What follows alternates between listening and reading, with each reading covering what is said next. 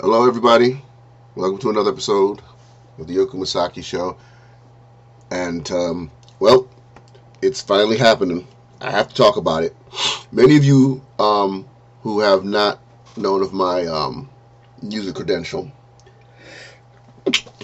pardon me, my allergies are kicking in today because I had to make this episode real quick as I can because I have pretty much a busy day today. But I had to talk about it.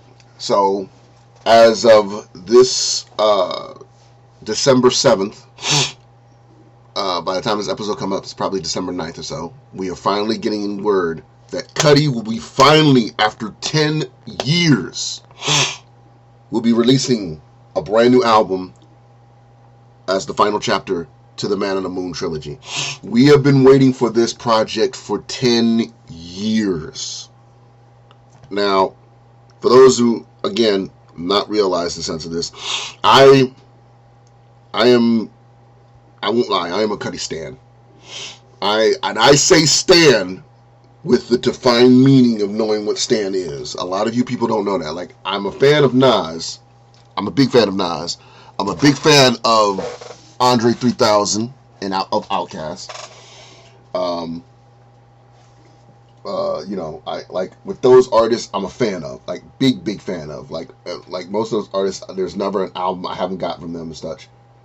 But Cudi, I have to say, I'm more than just a fan. I am a stan for Cudi because I can resonate with everything he writes and sings about in his music. It's clearly relevant to know that everything about him in his musical endeavor relates and reflects to me in some way. I remember when I first purchased his first album. I purchased it online, of all places. And at the time when they released the album, they had forgotten to put 2 bonus tracks on the deluxe version of the album Man on the Moon. So then they had to send us a care package for those who pre-ordered the album, a care package which featured a bonus disc, which featured the 2 bonus tracks that they forgot to put in the pressing of the deluxe version of the album, and some stickers and promo cards and stuff for the movie, for the album. Then the second album came out, and this is why I have to get this third album. The second album, the second chapter of Man on the Moon, he had a contest on Facebook where the winner would receive a few pressing kits of Man on the Moon 2. These limited edition poster and 3-4 mini press posters, and I won that contest on Facebook. I remember it so clearly well, and so that was a huge deal for me. I won that poster out of thousands and thousands of people. That was a huge deal for me. I was so happy that I won that contest in that sense of it, But when it came to those 2 albums, nothing resonated with me more in his music than those 2 albums. Now, I'm not going to lie, I did purchase his other albums, and some of them to people were lackluster, but to me, they were still good in my case of it. I purchased Wizard album, which I thought was dope. I thought Wizard was a really good creative music record. I love the fact that he took an old 80s record and redid it as a whole new song as well. Teleport to Me, Jamie. And then had the band who he sampled from contribute to the record as well. For those who don't know. I love that he contributed to Cruel Summer from Kanye's album, despite the fact that he left good music, but still was on good terms with Kanye. Speeding Bullet to Heaven, despite people's opinions about it, I still found Speeding to Heaven not bad. It's not his best work, but it was still great work because it was his musical creativity was able to flourish with that album. Indica was exactly what you thought it was going to be. He said it was going to be like his Chronic to Dr. Dre. It was his time to shine on his production credits, and he was not lying about that. That was exactly what it was. Nonstop, Red Eye from Haim. I'm not even a fan of Haim in their music, to be honest, but that record with him for Red Eye, I think is the track of all tracks I love from Cudi's musical catalog of that record. I could go on for hours about how much I love Red Eye. I think it's the most brilliant record that he's ever done with Haim. I never even knew or cared about Haim until that record from that album came out. And I mean, there's tons of records on, tons of the singles on Indicut that could definitely make up for that. No doubt about that. Indicut's a brilliant album. It really is. It shows how much of his creativity outside of that. And I love the thing of having all the records have a frame as if they're works of art. Because I've said it for years, and I've said this to many of my fellow music friends. Music is a medium.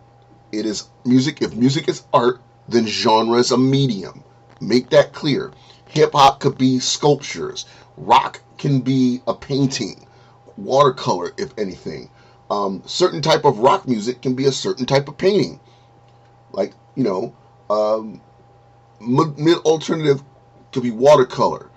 Hard rock could be oil paint canvas. You get what I'm saying on this. But I've said it for years. And Cudi took exactly what I said when it came to that album. Every art piece is a record. Every record is an art piece. And he wants it framed. That was genius.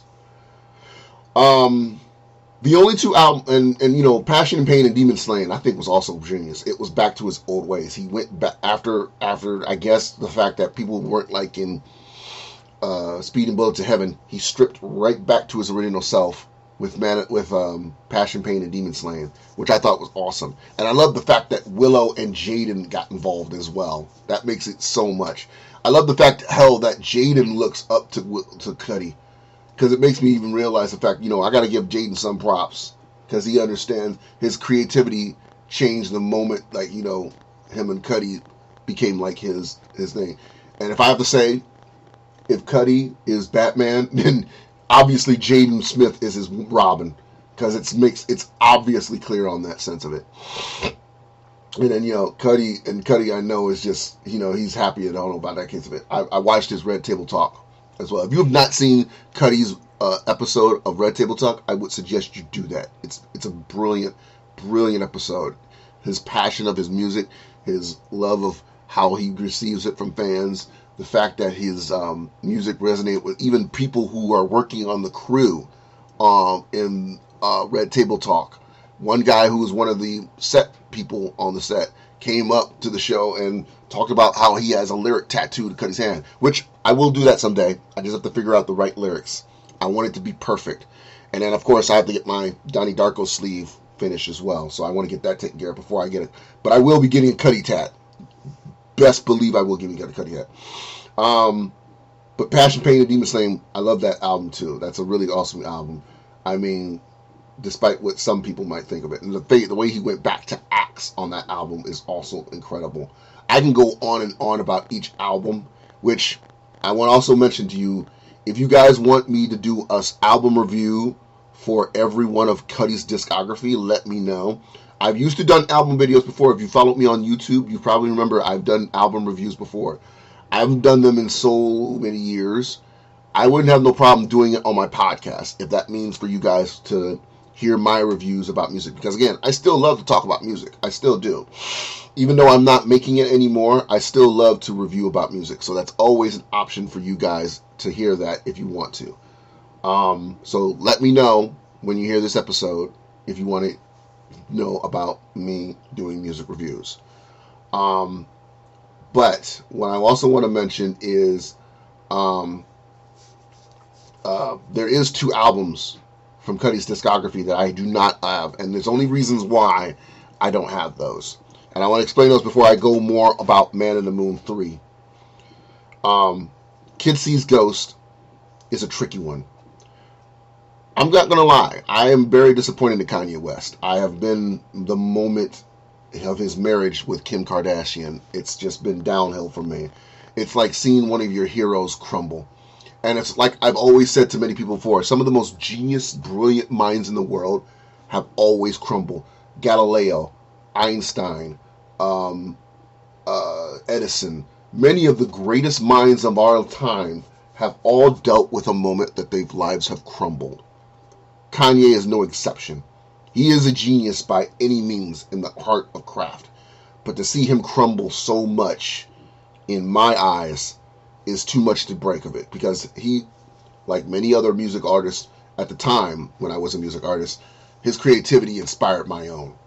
And I just can't bear to support something like that with his case of it, especially when it comes to my nature in politics. And I try to keep my politics nature out of the picture. I really do. Because I try to respect everybody. I was friends with a college mate who hated Obama. She hated him so much. But at the same time, we were able to respect each other. And that was right around the time Obama was still in office and Bush was about to run office before Trump ran office. But I have no regard for anybody who respects or feels that Trump was a good president, because most of those people who I've known, if there was any person who was friends with me and not Trump, they weren't really friends of mine, and I made it clear to them on that sense of it. But again, I don't want to get deep into politics. But the point being is when Kanye had made it clear on the whole thing with the Trump situation, it just looked embarrassing for me. That was just one of the many instances of Kanye that I just couldn't deal with. So when it came to that, and to see how crumbled he was in a sense of it, which is funny because 50 Cent is right up there with him because he's crumbling just as bad. Yet these two fought each other over who was going to get the album sales, and they both lost, in my opinion. I just couldn't do it. Yeezus technically was my last album that I purchased of Kanye. Originally, my Dark Twisted Deep Fantasy was supposed to be my last album, Kanye. But I ended up getting Yeezus only because of the fact of the artistic integrity of it. While I do like a few songs from The Life of Pablo, I just could not support it. The only thing close to Kanye that I purchased was Nasir. And unfortunately, I have to say, like everyone else, Nasir is exactly what you think it is. So, I mean, Adam and Eve was a good song, but that's about it. But again, I don't have to talk about Nasir until later, some other time. And so, purchasing Kid Cudi's Ghost, which is a project that him and Kanye did together, was the mixed bag out of it. Do I want to get an album that has Kanye on it as well as Cudi, or do I want to not get an album with Cudi that has Kanye on it? And that was the decision I had to make. So that one's still up in the air. Now, the other album I don't have Cudi's discography, and this is only because his press and people responsible did not live up to their expectation to it, and that is Satellite Flight. Right around, coincidentally, around the time that Beyonce secretly released her visual self-titled album, Cudi decided to release secretly an album, his own, that would bond between Indicud, Wizard, and the Man in the Moon trilogy. And that was an album called Satellite Flight. Now, Satellite Flight is available digitally. You can listen to it anywhere digitally retailers are available. Amazon, Spotify, you can definitely listen to it there. However, the album is not available for pressing. Well, it was. It was only available as a vinyl pressing. So, if you were able to find it on Record Store Day when the album was released a week later, you might have been able one of the few thousand people to purchase the vinyl version of the album. However, there was only a few thousand pressings available of the vinyl album, and after that, they were not available anymore. At the time, I didn't think about getting the vinyl, and this was my stupid fault, because I'm like, I'm not going to buy a record. I don't have a record player. But since my bite of the vinyl bug, and I have to thank my friend Danny from Editing is Everything. Shout out to Danny from Vern from Editing is Everything, youtube.com, /editing is everything. She got me back into the vinyl bug. And now I kind of regret not getting that album on vinyl. Because now the vinyl is almost worth over $2,000. If you look on eBay or Amazon, that vinyl is either not available or it's being sold to up to $2,000 to $3,000 because the vinyl was a limited run pressing. Now, the only way that could change is if he decides to re-release the album in anniversary of the trilogy, which is one thing I would love him to do. That's one thing I will say outside of the list that I have in mind today, on today's episode, of things that I'll mention later, that I think he should definitely do. He definitely should release anniversary of the Man on the Moon trilogy, since this third chapter is finally being released. If anything, I feel like, pardon me, I'm having breakfast while I'm talking to y'all in the sense of it. He needs to release Satellite Flight again. It's a great album. It's a really good filler album. It really is. One of my favorite records on there is the record with Raphael Saadiq, which you would never think he would make a creative record like that, but it's so good. It's really, really good. But it makes perfect sense to connect that to the trilogy. It's definitely a Man on the Moon type-esque album, so I will say that. So if you have a Spotify or Pandora or any digital musical retailer that you can find the digital copy of the album, buy it on iTunes, whatever. Listen to it. It's definitely worth a listen, because right up there with his creativity for Man on the Moon with a little bit of indica on it. So, aside from that, he was supposed to release it in a disc format, but it never came out. So until he does, if he ever decides to release it, like for an anniversary or some cases, we need Satellite Fight to be released. We really do. So that's my only thing on that one. And that's the only reason why I don't have it. As of right now, I have a digital copy, but that's about it. I was able to pre-order the digital copy, but there was no physical release that ever was released. They ended up not putting a physical pressing release. So yeah. So that's the only reason why I don't have that one. Kid C's Ghost is still in the air, like I said.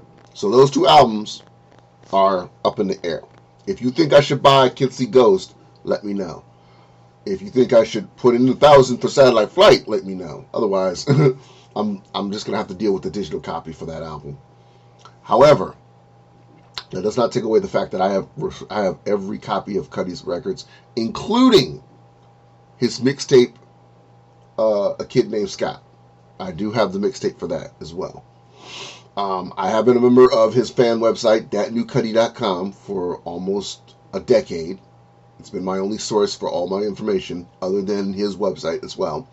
I even have his demo tapes, which was the leaked project of songs that were capped before his debut release. And yes, many of you know, I did a musical project using one of his records for my single Insanity, which was from my debut project, The World According To, which I wish I could release that on digital retailers and such of it, but I'm scared of the fact of legal reasons why I can't release that record. However, I've seen many other people use that record. I just have to say that mine is the best because it fits right along with the theme. So that's just me. But if y'all think I should release it, let me know. But you can get it on my Bandcamp if you still know my Bandcamp. So, so now we're down to this third chapter. Now, this isn't going to be the end of Cudi and music-wise. However, this is going to be very, very surprising for a third project. So, what I want to do right now is I want to talk about the yings and the yangs of the album. The yings is the fact of what we know about the album, which is good. The yangs is basically what we don't know about the album. And then after I know about these, I'm also going to talk about what we should expect from Man on the Moon 3. So I don't need to have you guys to go to Twitter to see that he's officially released the track listing and the artwork. The artwork is done by Sam Spratt. Many of you people know Sam from doing his comic covers for Logic. He's done every one of Logic's album covers, including his mixtapes, including his Bobby Tarantino mixtapes.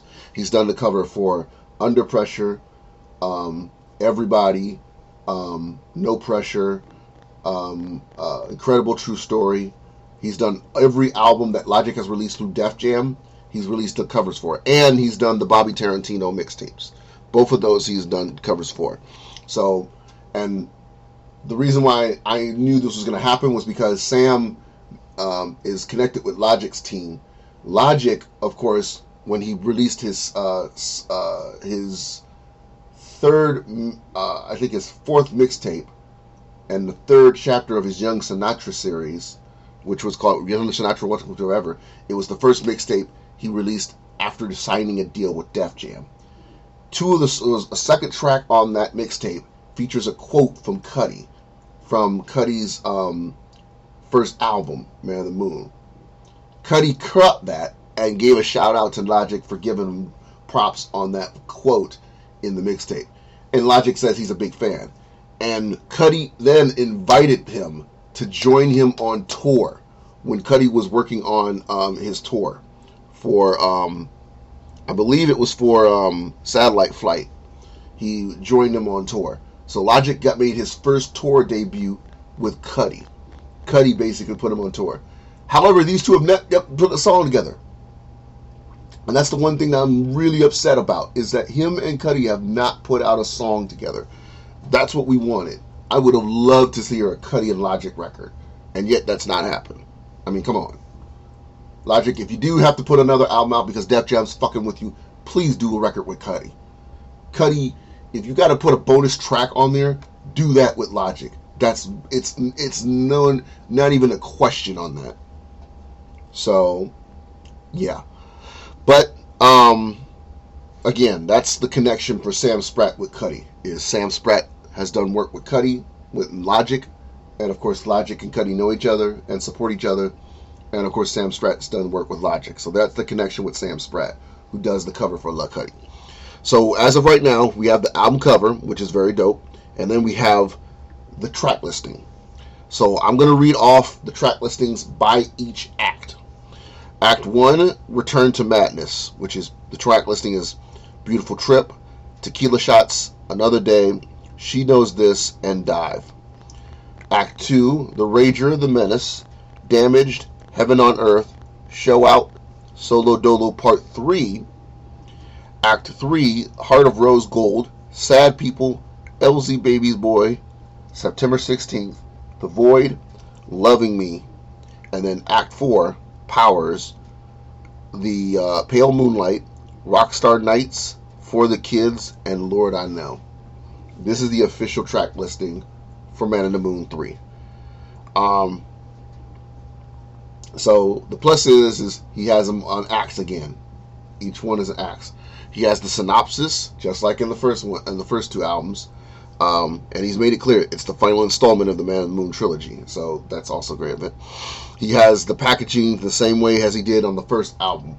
On the first album, the back shows the track listing, the synopsis, the labels, the credits on the bottom, like movie poster credits he has on the bottom. But only on the first album, Man on the Moon, he has 2 capture videos from 2 of his music video singles for the album. In the first album, it was Day and Night and Make Her Say. This time, he has 2 videos, and I believe they're from the singles that he's going to be releasing, which is She Knows This and Heaven on Earth. So those 2 are going to be the music videos. He's made it very clear. She Knows This and Heaven on Earth will be the singles for Man on the Moon 3. That's my whole guess of it. Now, I believe the album, from what I heard, the album will be officially digitally available December 11th. Now, the question is will the album be released physically as well? Now, I'm looking on the website now if it's a pre-order, pre-serve. I'm pretty sure yes. It looks like the album will be available for pre-sale. So I'm guessing what's going to happen is he's going to release the album first digitally, and then in the weeks to come, because of COVID he'll probably release the 3rd chapter on physical. So that's the whole situation about it. So the downside, okay, so now the yang. There's not a lot of features on this album. This is the one time out of the 3 chapters of the Man on the Moon albums that's not a lot of features. The features are Pop Smoke, Skepta, Phoebe Bridgers, and Triple Red. That's a disappointment. It really is. I'm just grabbing the 2 copies of the album here for my sense of it. So, on the first album, he has Kanye, Billy Cravens, Rat-a-Tat-Tat, MGMT, Chip the Ripper, or King Chip, as he's known as, one of his good friends, and Common. And then album 2 has CeeLo, Mary J. Blige, Kanye West, Chip, King Chip, GLC, Nicole Ray, Mary J. Blige, Cage, and St. Vincent. This album has less features than both of these albums, his first 2 albums. And I'm going to be out and say it. I am not a fan of Triple Red. So this song better be at least listenable. That's the downside for me for that project. Also, this project is the yang of it. And this is what we need to expect. As you probably know, as many of you probably know, especially you Cudi fans out there like myself, you guys know that Cudi's album, this will be the first time Cudi's project from a Man on the Moon series will not be produced by Kanye West, will not feature a Kanye West record, will not be under Good Music. Indicud was considered the last project Cudi had released before leaving Good Music under good terms. So let's make that clear. We know this is not going to be a Good Music album. We know this is not going to be a Kanye West influenced album. This is an album that is all Cudi. Now there is a plus side, the yin of this, on that sense of it. After 10 years, Cudi has finally reunited with Emile and Plain Pat. Now Emile Herschel and Plain Pat are 2 of the main producers who were responsible for the creativity of both Men in the Moon 1 and 2. And after those 2 albums, I believe it was after the 3rd album, Emile and Plain Pat had both left Cudi. Through creative differences, they had conflict, which led to Cudi and them going separate ways. It was a terrible thing, but it's so good to know that these 2 are going to be back involved in this project, which gives me some hope. Because if Emile and Plain Pat were not involved in this project, this album would not even do so well. So I still have some case of it. But I am disappointed King Chip is not on this album. And I believe this is the 2nd project, the 3rd project that does not involve King Chip. So I don't know if it's because Chip doesn't want to get involved in Cudi's work anymore, or Chip's working on his own thing, or if their creativity is starting to span of each other. But it's really disappointing. The last time I heard of Chip was on Indicud. That was the last time I heard of him. It's really heartbreaking to know that Chip's not involved. You can't think of Cudi without Chip. Chip has been a very vital part of Cudi's success, from his first album to Indicud. So my only hope is that it's because of Chip working on his own music that Cudi and him were not able to do any creativity on this album. Because I would have loved to hear a record from him and Chip. It's obvious. And Chip has been on both of Cudi's Man in the Moon albums. And to know that Chip's not going to be on this one is really heartbreaking. So that's the other situation about that.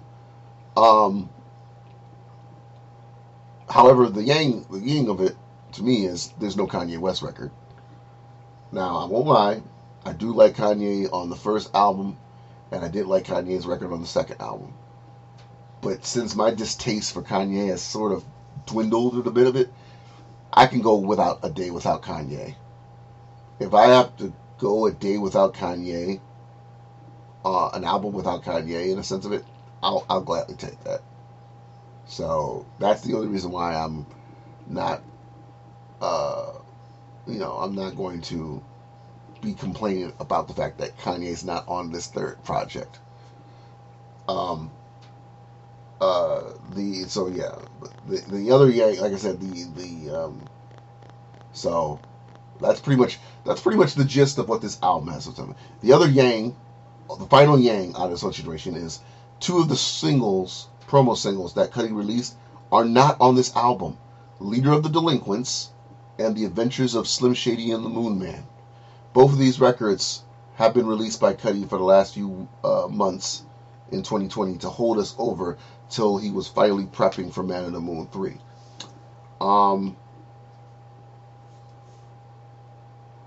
Leader of the Delinquents is incredible. It's a really incredible record. It really is. It's small, short, straight to the point of it. It's incredible. I only wish I had the funds to have bought the single physical for that album, for that record. I really do. But it's a really great record. The Adventures of Moon Man and Slim Shady. Never would I ever finally see that Cudi and Eminem finally got a record that they could do together. This is not the first time they tried to do a record together.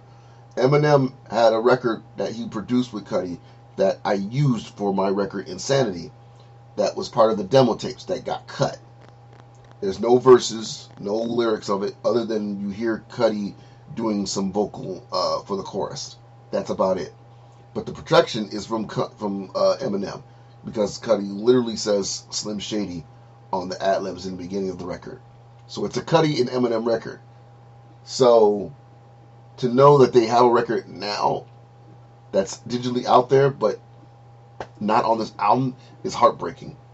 I would have gladly had this record on this album. So yeah, that's the final yang out of the whole situation. So now what I'm going to do, and this is the final part of this episode of the project of the podcast of it, is now I'm going to break down what we should expect, because we only have a little bit of a sense of it, and there's only there's only 4 or 5 things that I need to mention of what we should expect from Man in the Moon. Now, one thing we should expect this ties into the final trilogy of the series. We've known this was going to be a trilogy since the release of Chapter 2, The Legend of Mr. Rager. It literally says on the album, the epic second installment of the Man in the Moon trilogy. It literally says it in the synopsis of Man in the Moon 2. So we knew this was going to be a trilogy. We knew it was. We just didn't know how long it was going to take. And we have been asking for this for so long. Because originally, Cudi was going to be making this a project called Intergalactic. And it was going to coincide with an animated series that he was working with on with Adult Swim. But I'm guessing he's putting that album on the back burner for the release of this album, which I'm glad he is. I'm so glad he is. He also has an animated project inspired by Kid Cudi's Ghost as well, that him and Kanye are involved in. That's supposed to be coming out soon as well. So I think that's the other reason why he's probably putting a back burner on Intergalactic.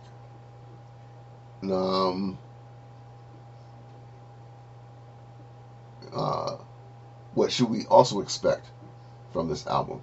We should expect a Cudi production. That's what we should expect of this album. You can't tell me over the last few years, ever since Indicud, Cudi has not stepped his game up in production. It's true, many other producers that were on his first 2 projects of Man in the Moon were incredible, but we got to get some Cudi productions on here too. But don't overshadow it. That's the only thing we don't want. We don't want it to be overshadowed with nothing but Cudi productions. Again, Emil and Plain Pat are there for a reason. Let them do their job, Scott. That's the one thing I'm asking for in that sense. Okay. Third thing we should expect. We should expect a deluxe edition of the album. You cannot tell me when both Man in the Moon 1 and 2 came out, it was announced that a special edition was put out. You did not try to purchase this cover, these albums. The alternative cover, the packaging, everything made these albums so much more worth. Now, I'm not going to lie, my copies of Man in the Moon 1 and 2 are dinged up bad. But I preserved those DVDs, those deluxe editions like they were magical. The fourth one, I think, which correlates to the second one, but when I want to talk about the third one on that deluxe edition is, for Man in the Moon 1 and 2, both albums featured alternate covers. Let's hope that we get that. If there's a a deluxe edition, let's hope that there's a bonus cover for the deluxe edition, because you damn sure know I'm going to buy that. I bought the deluxe edition for the first one and the second one.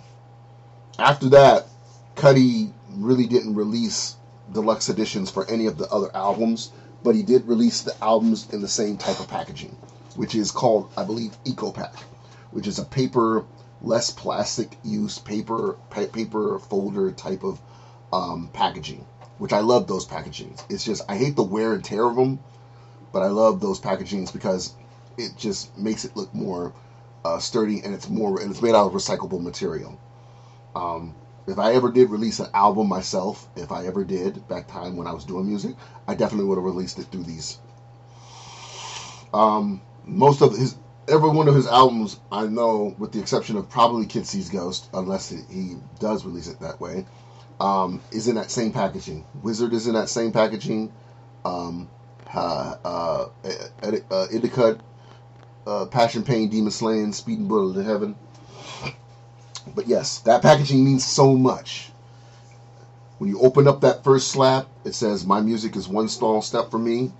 And then you open up the other one, it says, "The one giant leap for all weird kind."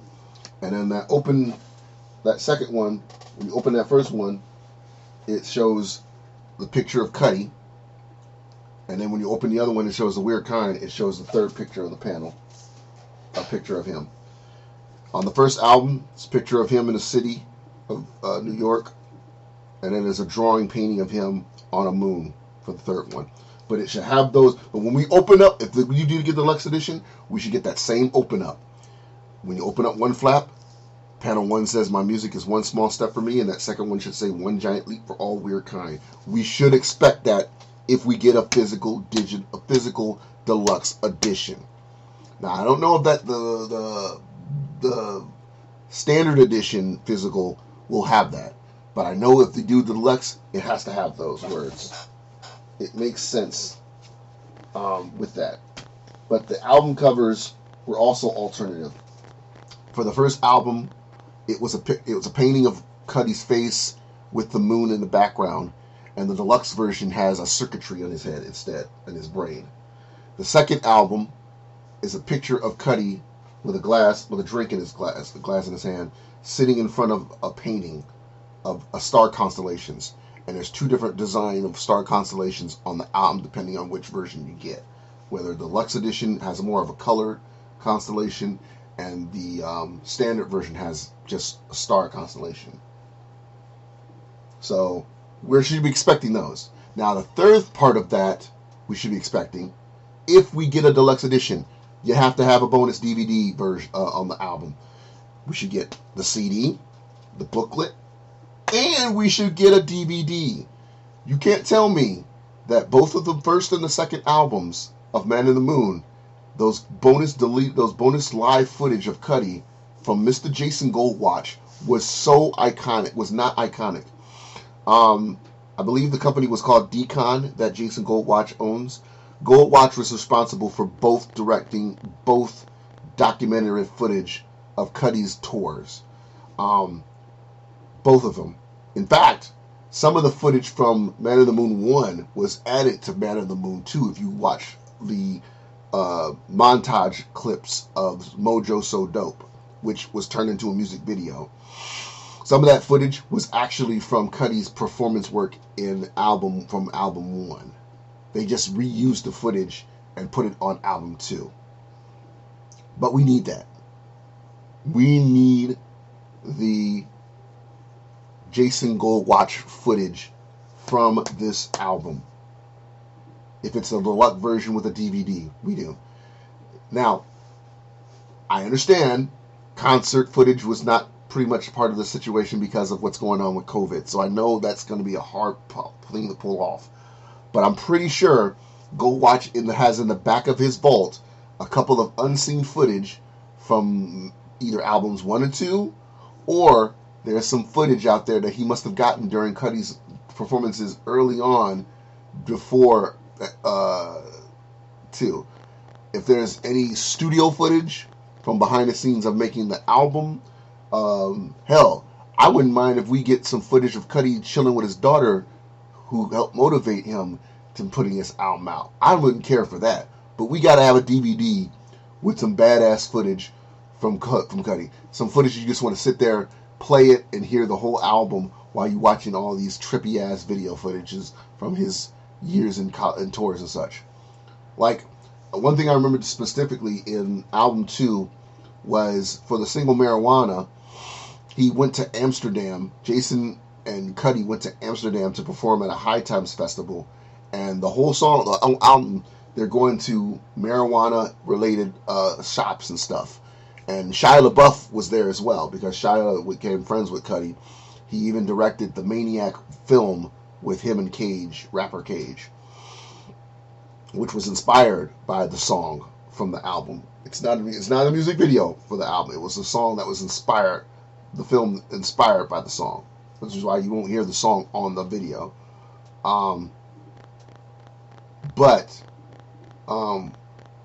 Yeah, that all that footage was in Amsterdam, and we never got it on the DVD, but it was put out there for a music video.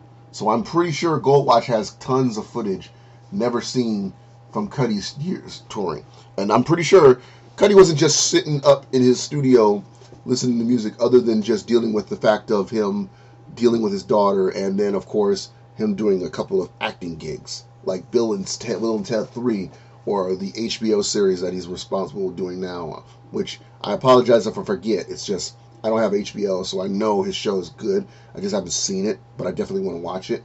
But I have seen Bill and Ted 3, and I love the fact that he's in Bill and Ted 3. Hell, give us footage from behind the scenes from Bill and Ted 3. Give him that. I would love to see that. But anything, but we have to have a DVD footage of Cudi throughout his career. Hell, have Cudi talk about the album itself. Talk about the years from his first 2 albums and the difference between Man in the Moon 1 and 2 and 3. Give us a track-by-track explanation. Give us some craziness about what inspired the album. Talk about the people who were involved in this album. Talk about the fact about the struggles that he went through before he even decided to make this album happen. Because let's not forget, too, he went through shit before he came back. The depression, the alcohol, the drug use, he was locked down in a psych ward for a few months, came out, did a show in ComplexCon, and then went back in. This man has gone through a lot of shit, and I think it's only right that the fans know that he exposes that to prove his honesty, to show that who he is. That's deserved in a sense of it. I mean, he doesn't have to put it on there, but I just think that would be necessary for footage for this album, because there's a lot of darkness he's went through in his album. It's what made the character of Mr. Rager in the first place, is the dark, depressed soul moments of his life that took him and destroyed him almost, is what made Mr. Rager. That's who Mr. Rager is in the first place. Mr. Rager is the dark, demented, depressing, sinister moments that Cudi has done in his career that made him look bad. That's all that Mr. Rager is. When he did the video for Mr. Rager, the video itself in his fighting sequence, that video was such a good metaphor of what he was dealing with. And the fact that he wakes up and he's talking to his therapist. That whole situation, that video, so relatable. So relatable. So when it comes to this album, if a deluxe version is out, we definitely need a DVD added to it. The packaging has to be in that sense of it. So we need some Cudi production. We definitely need a deluxe version with an alternate cover and a bonus DVD with this album. And we need, and the one thing, and this is the last thing that I want from Cudi, personally, when it comes to this album, of what we need. Now, like I said before earlier on this podcast, when he did the first album, he had forgot to put a few bonus songs on there that were not on the album that he put last minute. The second album, he put out promo for the poster and such. This third album, he needs to do something really amazing promotional-wise, other than just digitally release it. Now, as of right now, as I'm speaking as of right now, D Dot has launched a Discord that allows him to talk to the fans about this album. And the best part about this album, and this is this is why I love the part about it. This album comes out a day after Cyberpunk 2077 comes out. Now, I don't know if that's a coincidence or if there's something in that sign of it, but I'm really hoping it does, because I pre-ordered that game. But I will be buying the album as well. But my only hope is that if he does release a physical version of this album, I will be listening to this album while playing Cyberpunk 2077. Best believe that. I would love them to have. I would love to know that they had something involved together, but I doubt it. But I just find it coincidence of that sense of it. But yes, he has a Discord. So I'm hoping something in Discord, they make an announcement about a few surprises that they're going to be releasing for this album. I would love to get a poster for the album cover, but I doubt that. I'm happy the fact that I still kept my posters for Man of the Moon 2. I kept them things on taps.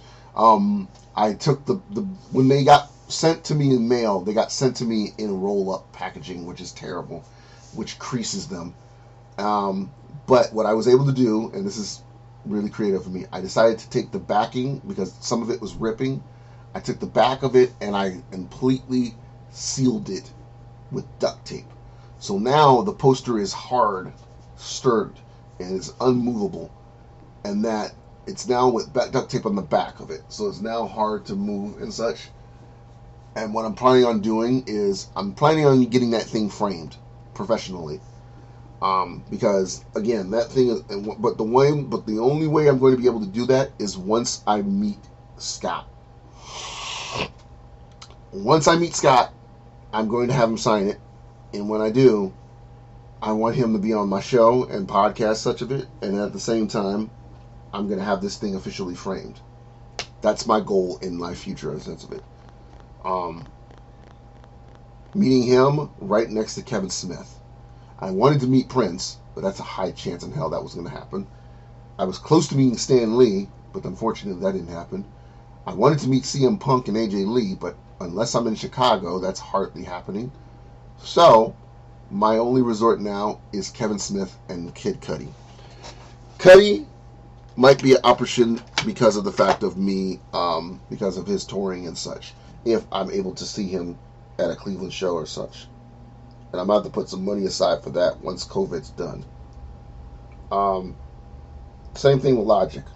But again, I respect Logic's decision to retire from music as someone who's also retired music as well. But at the same time, Cudi is my goal. So, with that being stated, ladies and gentlemen, those are the things that I'm looking for of Cudi that I expect from the album. There's a good so what we covered today is the legacy of how important this album is, the fact of the good and the bad of this album, the albums that came before it that we should appreciate, which, like I said before, even if you're not a fan of all of his records, appreciate them. Get a moment to listen to Wizard. Take a moment to listen to Indicud. Give Speeding Bullet to Heaven a chance. Because I do. I give it credit for what it is. I think it's a good album. That's just my opinion. But then again, like I said, I'm a Cudi stan, and I will stay a Cudi stan. I have no problem considering it myself. How I feel about Cudi is how these girls and most people feel about BTS. How I feel about Cudi is how my friend Slim J Turtle, shout out to Sizzy Slim, felt about Eminem herself, like a female stan. How I feel about Cudi is how some of my friends from Strange Music are huge fans of Tech Nine, super obsessively, in a sense.